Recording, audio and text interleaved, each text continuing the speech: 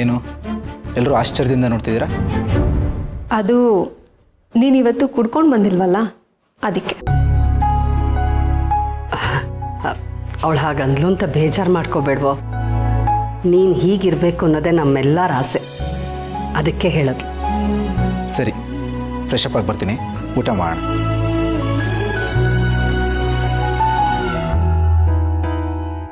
ಯಾಕೆ, ಏನಾಯಿತು? ಅದೇನಿಲ್ಲ ಕಣೋ, ಇತ್ತೀಚೆಗೆ ನೀನು ರಾತ್ರಿ ಊಟಕ್ಕೆ ಬರೋದೇ ನಿಲ್ಲಿಸ್ಬಿಟ್ಟಿದೆಯಲ್ಲ, ಎಲ್ಲ ಮುಗಿಸ್ಕೊಂಡು ಒಟ್ಟಿಗೆ ಬರ್ತೀಯಲ್ಲ, ಅದಕ್ಕೆ ನಿನ್ನ ಲೆಕ್ಕದ ಅಡುಗೆನೇ ಮಾಡಿಲ್ಲ ನಾನು. 5 ನಿಮಿಷ ಇರು, ಮಾಡಿಬಿಡ್ತೀನಿ ಇರು. ಓ, ಅಂದರೆ ನನ್ನ ಆಲ್ರೆಡಿ ಲೆಕ್ಕದಿಂದ ಆಚೆ ಇಟ್ಟಿದ್ದೀರಾ. ಇರಲಿ ಬಿಡಿ, ನಾನೇನು ಮಾತಾಡೋಲ್ಲ, ಆಮೇಲೆ ದೊಡ್ಡ ಕಾಂಟ್ರವರ್ಸಿ ಆಗಿಬಿಡುತ್ತೆ, ಎಲ್ಲ ಕಡೆ ಕಂಪ್ಲೇಂಟ್ ಹೋಗುತ್ತೆ, ನಾನು ಕೆಟ್ಟೋನಾಗ್ತೀನಿ, ವಿಲನ್ ಆಗಿಬಿಡ್ತೀನಿ, ನನಗೆ ಸೊಕ್ಕು ಆ್ಯಟಿಟ್ಯೂಡ್ ಇದೆ ಅಂತ ಆಗುತ್ತೆ, ಆಮೇಲೆ ಮಾತಲ್ಲೇ ಸಾಯಿಸ್ಬಿಡ್ತೀರ. ಶಿವ, ಇವಾಗ ಅದೆಲ್ಲ ಏನಕ್ಕೆ? ಹೋಗ್ಲಿ ಬಿಡು. ಸರಿ, ಗುಡ್ ನೈಟ್. ಇರೋ 5 ನಿಮಿಷ ಏನಾದರೂ ಮಾಡಿಕೊಡ್ತೀನಿ, ಇರೋ ಕಲ್ಲ. ಏನು ಬೇಡ, ಇಟ್ಸ್ ಓಕೆ. ನೀವು ನನಗೋಸ್ಕರ ಏನೂ ಮಾಡೋ ಅವಶ್ಯಕತೆ ಇಲ್ಲ. ನಿಮ್ಮದು ಊಟ ಆಯ್ತಲ್ಲ, ಬೇಕಿದ್ರೆ ಇನ್ನೊಂದು ಸಲ ಹೊಟ್ಟೆ ತುಂಬ ಊಟ ಮಾಡಿ ಒಂದು ಗ್ಲಾಸ್ ಹಾಲು ಕುಡಿದು ಮಲ್ಕೊಬಿಡಿ.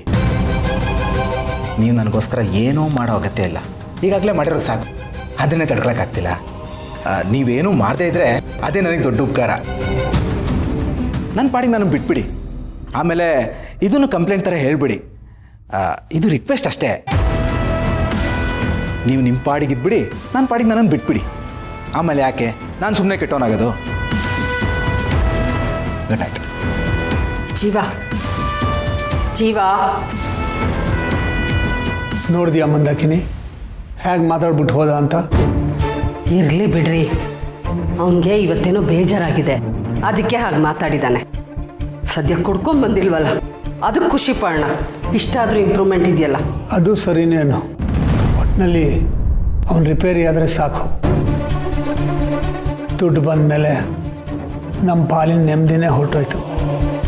ಮೊದಲೇ ಚೆನ್ನಾಗಿತ್ತು ಅನ್ಸುತ್ತೆ, ದುಡ್ಡು ನಮ್ಮ ಮಗನ್ನ ಹಾಳು ಮಾಡಿಬಿಡ್ತು. ದುಡ್ಡಿಗೆ ಯಾಕ್ರಿ ಬೈತೀರಾ? ಇದು ದುಡ್ಡಿನ ಪ್ರಾಬ್ಲಮ್ ಅಲ್ಲ, ಶ್ವಾಸ ದೋಷದ್ದು.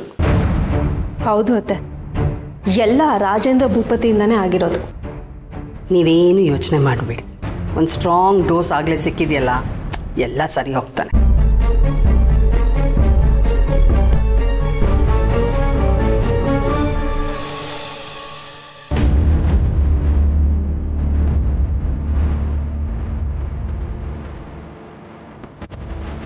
ಇದೇನು ಹೀಗಾಗೋಯ್ತಲ್ಲ, ನಮ್ಮ ಪ್ಲ್ಯಾನು ಎಕ್ಸಿಕ್ಯೂಟ್ ಆಗೋದಕ್ಕೆ ಮುಂಚೆನೇ ಫ್ಲಾಪ್ ಆಗೋಯ್ತಲ್ಲ. ಏನು ಮಾಡೋದು? ಅವಳು ನನಗೆ ಮಾತಾಡೋದು ಬಿಟ್ರೆ ತಾನೆ. ಭೂಪತಿ ಅವ್ರ ಹೆಸರು ಹೇಳ್ತಿದ್ದಾಗೇ ಉರ್ದು ಬೀಳ್ತಾಳೆ. ಅವಳ ತಂದೆಗೇನೆ ನನ್ನ ಮಗ ಅಂತಿದ್ದಾಳೆ. ಇಷ್ಟೊಂದು ದ್ವೇಷ ಮಾಡ್ತಿರೋಳ ಹತ್ರ ಹೋಗಿ ಇವರೇ ನಿಮ್ಮ ತಂದೆ ಅಂತ ಹೇಗೆ ಹೇಳಿ ಅಂತಲೇ ಅರ್ಥ ಆಗ್ತಿಲ್ಲ. ಹೀಗಾಗ್ಬೋದು ಅಂತ ನನಗೆ ಮೊದಲೇ ಅನುಮಾನ ಇತ್ತು, ಅದು ನಿಜ ಆಯಿತು. ಬರೀ ಅವ್ರ ಹೆಸರೆತ್ತಿದ್ದಕ್ಕೆ ಅವಳು ಇಷ್ಟೊಂದೆಲ್ಲ ಮಾತಾಡ್ಲಲ್ಲ. ಇನ್ನು ಭೂಪತಿನ ಅವ್ರ ಅಪ್ಪ ಅಂತ ಗೊತ್ತಾದರೆ ಅವಳು ಇನ್ನು ಹೇಗೆ ರಿಯಾಕ್ಟ್ ಮಾಡ್ತಾಳೋ ಏನೋ. ಅದಕ್ಕೆ ನಾನು ಎಲ್ಲರಿಂದನೂ ಈ ವಿಷಯ ಮುಚ್ಚಿಟ್ಟಿದ್ದು. ಹಾಗಂತ ಸುಮ್ಮನೆ ಬಿಡೋದಕ್ಕಾಗಲ್ವಲ್ಲ ಗೌತಮರೇ, ನಾವು ಮತ್ತೆ ಪ್ರಯತ್ನ ಮಾಡೋಣ. ಮರಳಿ ಪ್ರಯತ್ನ ಮಾಡು ಅಂತ ಕೇಳಿದ್ದೀರಲ್ವಾ, ನಾವು ಟ್ರೈ ಮಾಡೋಣ. ಮೇ ಬಿ ಅವಳ ಮನ್ಸು ಬದಲಾಗ್ಬೋದು. ಆದರೆ ಸಂತೋಷ, ನೋಡೋಣ.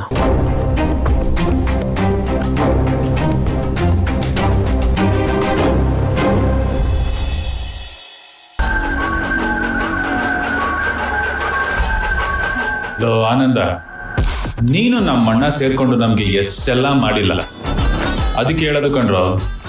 ಟೈಮು ಯಾವಾಗಲೂ ಒಂದೇ ಥರ ಇರೋದಿಲ್ಲ. ಇವತ್ತು ನಿಮ್ದಾದ್ರೆ ನಾಳೆ ನಮ್ದು. ಕಾಲಾಯ ತಸ್ಮೈ ನಮಃ.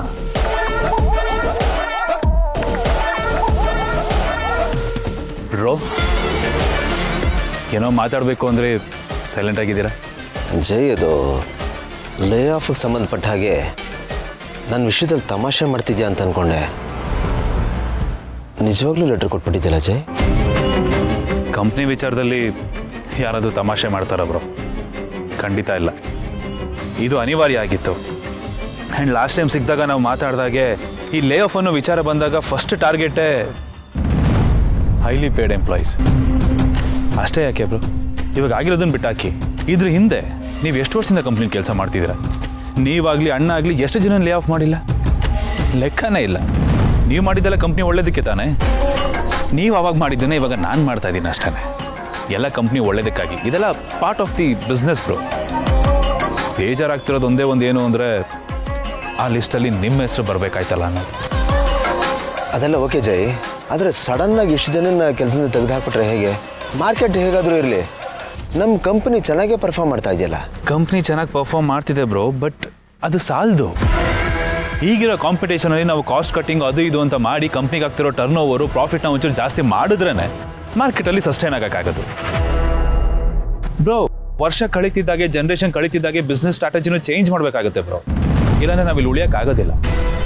ಆ್ಯಂಡ್ ಇದನ್ನೆಲ್ಲ ನಾನು ಚೆನ್ನಾಗಿ ರಿಸರ್ಚ್ ಮಾಡಿ ನಮ್ಮ ರೆಕಾರ್ಡ್ಸ್ನೆಲ್ಲ ನಾನು ಅನಲೈಸ್ ಮಾಡಿನೇ ಡಿಸಿಷನ್ ತೊಗೊಂಡಿರೋದು. ಮುಂದಕ್ಕೆ ಒಂದು ದಿನ ಇದ್ರದ್ದು ರಿಸಲ್ಟ್ ಸಿಕ್ಕಿದಾಗ ನಾನು ಇವತ್ತು ತೊಗೊಂಡಿದ್ದ ಡಿಸಿಷನ್ನು ಸರಿ ಅಂತ ನಿಮಗೆ ಅನ್ಸುತ್ತೆ. ಅವತ್ತು ನೀವೇ ಖುಷಿ ಪಡ್ತೀರಾ ನನ್ನ ಬಗ್ಗೆ.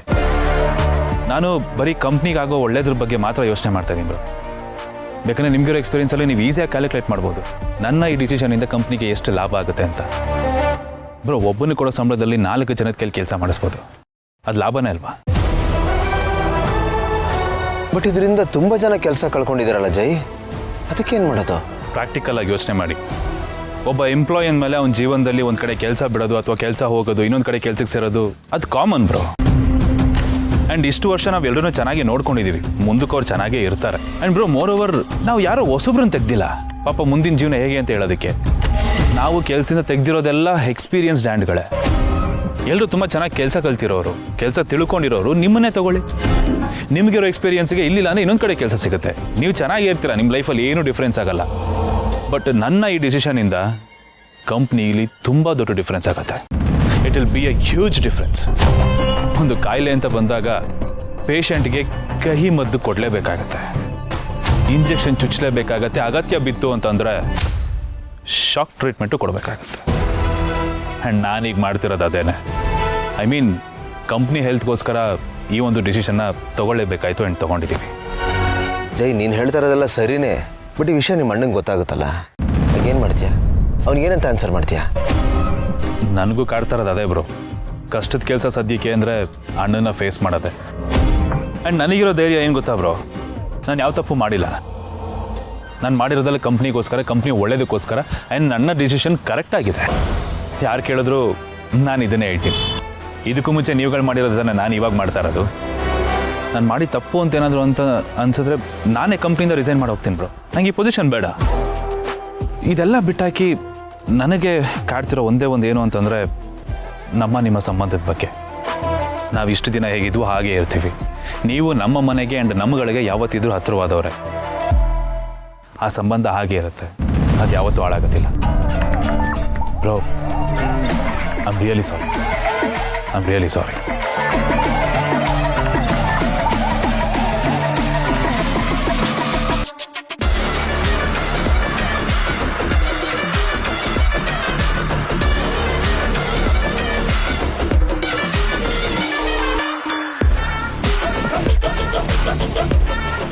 Miss you.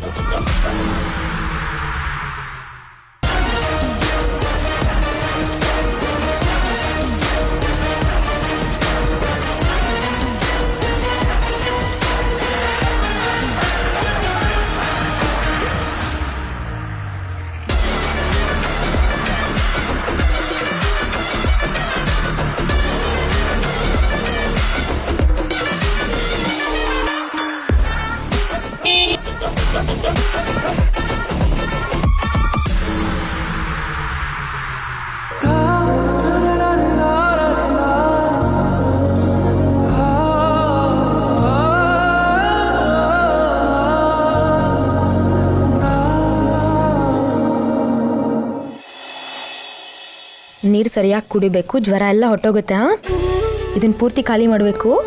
ಜಾಣೆ ಸುಧಾ, ಏನಾಯ್ತು ಲಚ್ಚಿಗೆ? ನೆನ್ನೆ ಸಂಜೆಯಿಂದ ಜ್ವರ ಹತ್ಗೆ. ನಿನ್ನೆ ಸಂಜೆಯಿಂದ ಜ್ವರ ಇದೆ, ಇನ್ನೂ ನೀವು ಹೇಳಿಲ್ಲ. ಡಾಕ್ಟರ್ ಕರೆಸ್ಬೋದಾಗಿತ್ತಲ್ವ ಸುಧಾ? ಟಾನಿಕ್ ಕೊಟ್ಟೆ, ಕಡಿಮೆ ಆಗಿಲ್ಲ ಅಂದರೆ ಆಮೇಲೆ ಹೇಳೋಣ ಅಂದ್ಕೊಂಡೆ. ಏನು ಸುಧಾ, ಇದಕ್ಕಿದ್ದಾಗೆ ಹೇಗಾಯ್ತು? ನಿನ್ನೆ ಸೃಜನ್ ಅವ್ರ ಜೊತೆ ಚೆನ್ನಾಗಿ ಆಟ ಆಡಿ ಬಂದು ಮಲಗ್ದವಳಿಗೆ ದಿಢೀರ್ ಅಂತ ಜ್ವರ ಬಂದ್ಬಿಟ್ಟಿದೆ. ಅದೇನೇನು ನೋಡಿ ಹೆದರ್ಕೊಂಡ್ಲೋ ಗೊತ್ತಿಲ್ಲ ಅದಕ್ಕೆ. ಹೆದರ್ಕೊಂಡ್ಲಾ? ಇದಕ್ಕೆ ಮುಂಚೆ ಯಾವತ್ತಾದ್ರೂ ಹೀಗಾಗಿತ್ತಾ? ಅವಳು ಚಿಕ್ಕವಳಾಗಿದ್ದಾಗ 1-2 ಸತಿ ಇದೇ ರೀತಿ ಹೆದರ್ಕೊಂಡು ಜ್ವರ ಬಂದಿತ್ತು. ಆದರೆ ಏನಕ್ಕೆ ಅಂತ ನೆನಪಿಲ್ಲ. ಆದರೆ ನಿನ್ನೆ ಏನು ನೋಡಿ ಹೆದರ್ಕೊಂಡ್ಲು ಅಂತ ಗೊತ್ತಾಗ್ತಿಲ್ಲ ಅದಕ್ಕೆ. ಸುಧಾ, ನನಗನ್ಸುತ್ತೆ ಕಿಡ್ನ್ಯಾಪ್ ಆಗಿರೋ ಇನ್ಸಿಡೆಂಟ್ನಿಂದ ಇವಳಿನ್ನೂ ಹೊರಗೆ ಬಂದಿಲ್ಲ, ಅದಕ್ಕೆ ಭಯಪಟ್ಟು ಜ್ವರ ಬಂದಿದೆ ಅಂತ. ಇರ್ಬೋದು ಅದ್ಗೆ. ಯಾವುದಕ್ಕೂ ಇವಳಿಗೊಂದ್ಸಲ ದೃಷ್ಟಿ ತೆಗೆಸ್ಬಿಡ್ಬೇಕು. ಅಮ್ಮ ಏನಾದರೂ ಹುಷಾರಾಗಿದ್ದಿದ್ರೆ ಅಮ್ಮನ ಹತ್ರನೇ ತೆಗೆಸ್ಬೋದಿತ್ತು. ಶಕುಂತಲ ಅತ್ತೆ ಇದ್ದಾರಲ್ಲ, ಅವ್ರ ಕೈಯಲ್ಲಿ ದೃಷ್ಟಿ ತೆಗ್ಸೋಣ. ಸರಿ ಅದ್ಗೆ, ಶಾಕುಂತಲ ಅಮ್ಮನ ಹತ್ರನೇ ತೆಗ್ಸೋಣ. ಲಚ್ಚಿ ಬಕ್ಕಂತ ಹೋಗೋಣ. ಬಾ, ಏನೂ ಆಗಲ್ಲ. ಬಾ ಬಚ್ಚಿ ದೃಷ್ಟಿ ತೆಗಿತಾರೆ. ಬಾ.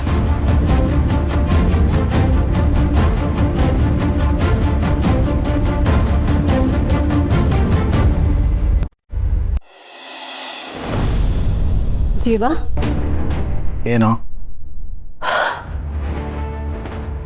ಯಾಕೆ ಜೀವ, ಏನಾಗಿದೆ ನಿನಗೆ?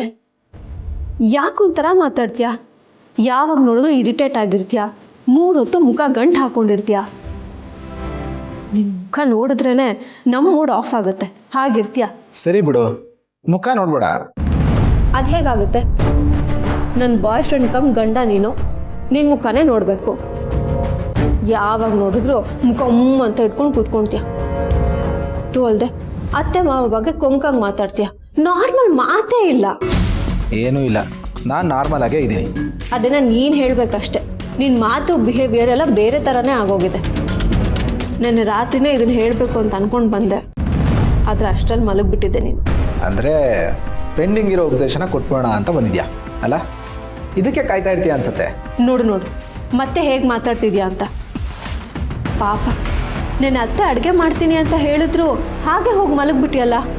ಯಾಕೆ ಹಿಂಗೆ ಮಾಡ್ತಿದ್ಯಾ? ನನಗೆ ಹಸಿವಿರಲಿಲ್ಲ, ಅದಕ್ಕೆ ಬೇಡ ಅಂದೆ. ಸಾಕು, ಸುಮ್ಮನಿರು.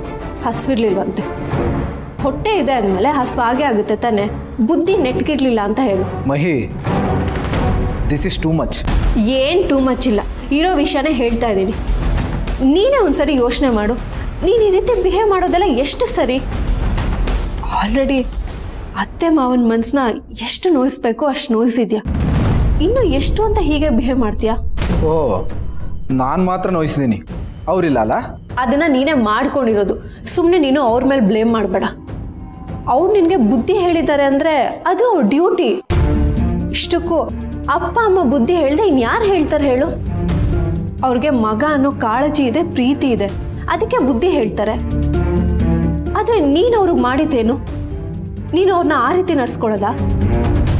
ಆ ನೋವು ಎಷ್ಟು ದೊಡ್ಡದು ಗೊತ್ತಾ ಜೀವ? ಈ ವಯಸ್ಸಲ್ಲಿ ಅವ್ರು ಇದನ್ನೆಲ್ಲ ಅನುಭವಿಸ್ಬೇಕಾ? ನೋಡು, ಒಂದು ವಿಷಯನಂತೂ ನೆನ್ಪಿಟ್ಕೊ, ಅವರೇನು ಗತಿ ಇಲ್ಲದೆ ಇಲ್ಲಿಗೆ ವಾಪಸ್ ಬಂದಿಲ್ಲ.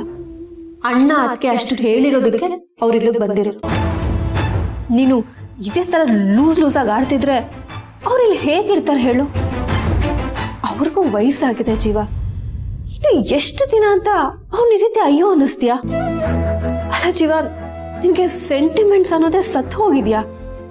ನಿನಗೆ ಏನು ಅನ್ಸಲ್ವಾ? ಸ್ಟಾಪ್ ಇಟ್ ಮಹಿ. ಸ್ವಲ್ಪ ಚಾನ್ಸ್ ಸಿಕ್ಕಿದ್ರೆ ಸಾಕು, ಎಲ್ಲರೂ ಲೆಕ್ಚರ್ ಕೊಡೋದಕ್ಕೆ ಬಂದ್ಬಿಡ್ತೀರಾ. ಮನೆಗೆ ಬರೋದು ನೆಮ್ಮದಿ ಆಗಿರೋದಕ್ಕೆ, ಇರೋ ನೆಮ್ಮದಿ ಕಳ್ಕೊಳ್ಳೋದಕ್ಕಲ್ಲ. ಹಾಗಲ್ಲ ಜೀವ. ಪ್ಲೀಸ್ ಮಹಿ, ನೀನು ಶುರು ಮಾಡ್ಕೋಬೇಡ. ನಿನ್ನ ಕೈ ಮುಗಿತೀನಿ, ನಾನು ಪಾಡಿ ಬಿಟ್ಬಿಡು.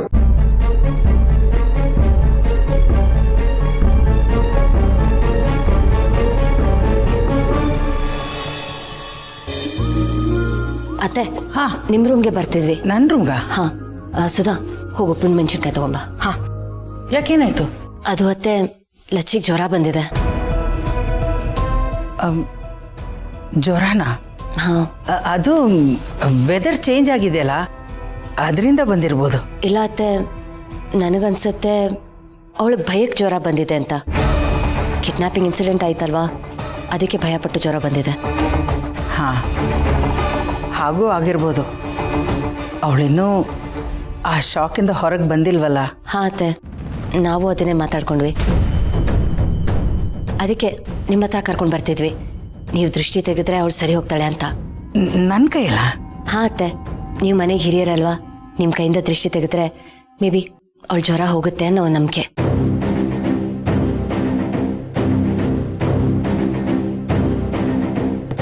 ನಾಯಿ ಕಣ್ಣು, ನರಿ ಕಣ್ಣು. ಬೇಡ. ಲಚ್ಚಿ, ಅಜ್ಜಿ ದೃಷ್ಟಿ ತೆಗಿತಿದ್ದಾರೆ. ನಿಂತ್ಕೋ, ನಿನ್ ಜ್ವರ ಎಲ್ಲ ಹೋಗುತ್ತೆ, ನೀನು ಸರಿ ಹೋಗ್ತೀಯಾ? ನಿಂತ್ಕೋ. ಬೇಡ ಬೇಡ. ಲಚ್ಚಿ, ಅವಳಿಗೆ ಇದೆಲ್ಲ ಅಭ್ಯಾಸ ಇಲ್ಲ ಅತ್ಗೆ, ಅದಕ್ಕೆ ಹೆದರ್ಕೊಂಡ್ಲು ಅನ್ಸುತ್ತೆ. ಏನು ಭೂಮಿಕಾ, ನೋಡು ಅವಳು ಹೇಗೆ ಓಡೋದ್ಲು ಅಂತ. ನಾನೇನೋ ಮಾಡ್ಬಿಡ್ತೀನಿ ಅನ್ನೋ ಥರ. ಹೀಗಾದರೆ ನೋಡಿದವ್ರು ಏನು ಅನ್ಕೋತಾರೆ ಹೇಳು? ನನ್ನ ಬಗ್ಗೆ ತಪ್ಪು ತಿಳ್ಕೊಳ್ಳಲ್ವಾ? ಸಾರಿ ಅತ್ತೆ, ನಾವೇನೋ ಅನ್ಕೊಂಡು ಬಂದ್ವಿ, ಆದರೆ ಈ ಥರ ಆಯಿತು. ಪ್ಲೀಸ್ ನೀವು ಬೇಜಾರು ಮಾಡ್ಕೋಬೇಡಿ.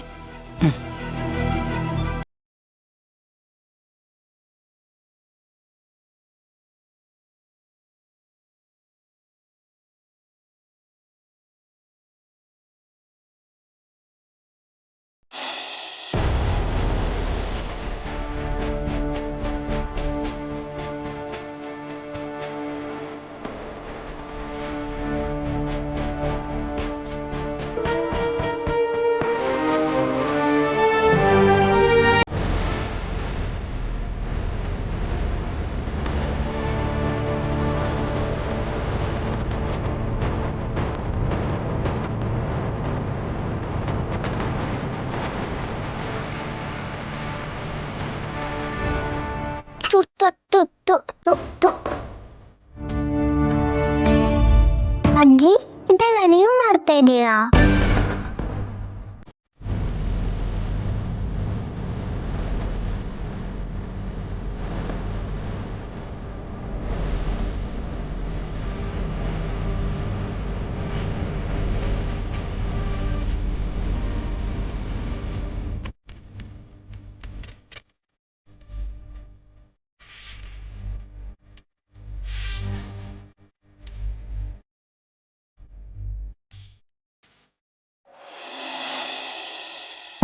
ಈಗ ಏನು ಮಾಡ್ತೀಯ ಆನಂದ್? ಏನು ಮಾಡಬೇಕು ಅಂತಲೇ ಗೊತ್ತಾಗ್ತಾ ಇಲ್ಲ ಚಿನ್ನ. ಏನಾದರೂ ಮಾಡೋಣ ಅಂತ ಹೋದರೆ ಆ ಮನೇಲಿ ಎಲ್ಲಿ ಪ್ರಾಬ್ಲಮ್ ಆಗ್ಬಿಡುತ್ತೋ ಅನ್ನೋ ಭಯ. ಅದರಿಂದ ಅಣ್ಣ ತಂದಿರು ಕಿತ್ತಾಡಂಗೆ ಆಗೋಗುತ್ತೆ. ಬೇಡ, ಆ ಕಳಂಕ ಹೊತ್ಕೊಳ್ಳೋಕೆ ನಾನಂತೂ ರೆಡಿ ಇಲ್ಲ. ನನ್ನಿಂದ ಯಾವ ಸಮಸ್ಯೆನೂ ಆಗಬಾರ್ದು, ಅದು ನನಗಿಷ್ಟ ಇಲ್ಲ. ನನಗಿರೋ ಚಿಂತೆ ಇಷ್ಟೇ. ನಾನು ಕೆಲಸ ಕಳ್ಕೊಂಡಿರೋ ವಿಷಯ ಗಿಳಿನೂ ಗೊತ್ತಾದರೆ ಅವನು ಯಾವ ಥರ ರಿಯಾಕ್ಟ್ ಮಾಡ್ಬೋದು ಅಂತ. ಅದು ನಿಜಾನೇ. ಅವನು ಇದನ್ನು ಹೇಗೆ ಅಕ್ಸೆಪ್ಟ್ ಮಾಡ್ತಾನೋ ಗೊತ್ತಿಲ್ಲ. ಅದರಲ್ಲೂ ನಿನಗೆ ಈಗ ಆಗಿದೆ ಅಂತ ಗೊತ್ತಾದರೆ ತುಂಬಾ ಡಿಸ್ಟರ್ಬ್ ಆಗಿಬಿಡ್ತಾನೆ. ಅದೇ ನನಗೂ ಯೋಚನೆ ಆಗಿರೋದು. ಅಲ್ಲದೆ ಈಗ ಮಗು ಆಗ್ತಿರೋ ಖುಷಿಲಿದ್ದಾನೆ, ಆ ಖುಷಿ ನನ್ನಿಂದ ಹಾಳಾಗಬಾರ್ದು. ನಿನಗೇನು ಕಮ್ಮಿ ಬೇಜಾರಾಗುತ್ತಾ ಆನಂದ್? ಯಾವಾಗಲೂ ಒಂದು ಸುತ್ತಾನೆ ಸುತ್ಕೊಂಡಿರ್ತಿದ್ದೆ. ಈಗ ಅವನಿಂದ ದೂರ ಆಗಬೇಕು ಅಂದರೆ ಅದು ನಿನ್ನಿಂದ ಸಾಧ್ಯನಾ? ನನಗಂತೂ ನಿಂದ ಯೋಚನೆ ಆಗಿದೆ, ನೀನು ಹೇಗೆ ಇದನ್ನೆಲ್ಲ ತಡ್ಕೋತೀಯ ಅಂತ. ನೀನು ತಮಾಷೆ ಮಾಡ್ತಾ ಎಲ್ಲರೂ ನೋವು ಹೋಗ್ಲಾಡಿಸ್ಬಿಡ್ತೀಯ. ಆದರೆ ನಿನ್ನ ಮನಸ್ಸಲ್ಲಿರೋ ನೋವು ನನಗೆ ಮಾತ್ರ ಗೊತ್ತು. ಗೌತಮ್ಮು ನಿನಗೆ ಫ್ರೆಂಡ್ ಮಾತ್ರ ಅಲ್ಲ, ನಿನ್ನ ಪಾಲ್ಗೆ ನಾನೊಂದು ಭಾಗ ಆದರೆ ಅವನು ಇನ್ನೊಂದು ಭಾಗ. ಅವನಿಲ್ಲದೆ ನೀನು ಕಂಪ್ಲೀಟ್ ಆಗೋದಕ್ಕೆ ಸಾಧ್ಯನೇ ಇಲ್ಲ. ಅವನಿಲ್ಲದೆ ನೀನು ಖುಷಿಯಾಗಿರೋಕ್ಕೆ ಸಾಧ್ಯನಾ?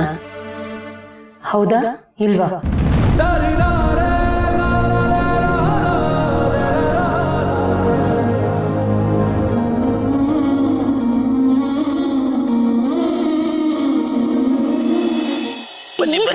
ಬನ್ರಿ ಬನ್ರಿ ಬನ್ರಿ. ಇಷ್ಟೊತ್ತೆಲ್ಲ ಹೇಗಿದೆ ನನ್ನ ಅರೇಂಜ್ಮೆಂಟ್ಸ್? ಏನಿದು? ನಾವಿವತ್ತಿಲ್ಲೇ ಮಲಗ್ತೀವಾ? ನೀವು ಅಂದ್ರೆ ಇಲ್ಲೇ ಮಲ್ಕೊಳ್ಳೋಣ. ನಿಮ್ಮ ಆಸೆ ಇದೇ ಆಗಿತ್ತಲ್ವಾ? ಗಂಡನ ಜೊತೆ ಬೈಲಲ್ಲಿ ಅಂಗಾತ ಮಲ್ಕೊಂಡು ಆಕಾಶ ನೋಡ್ತಾ ನಕ್ಷತ್ರ ಎಣಿಸೋದು. ಅದಕ್ಕೆ ನಿಮ್ಮ ಆಸೆನ ಫುಲ್ಫಿಲ್ ಮಾಡಬೇಕು ಅಂತ ಈ ಥರದೊಂದು ಸೆಟಪ್ ಮಾಡಿದ್ದೀನಿ. ಹೇಗಿದೆ? ಚೆನ್ನಾಗಿದೆಯಾ? ತುಂಬಾ ಚೆನ್ನಾಗಿದೆ. Thank you so much. ನಂಗೆ ನೋಡಿ ತುಂಬಾನೇ ಖುಷಿ ಆಯ್ತು.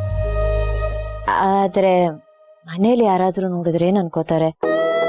ಇದೇನಪ್ಪ ಇದು, ಇವ್ರ ಶೋಕಿ ಸ್ವಲ್ಪ ಓವರ್ ಆಗುತ್ತೆ ಅಲ್ವಾ? ಯಾಕ್ರಿ ಅನ್ಕೋತಾರೆ? ಅನ್ಕೊಂಡ್ರೆ ಅನ್ಕೊಳ್ಳಿ ಬಿಡ್ರಿ.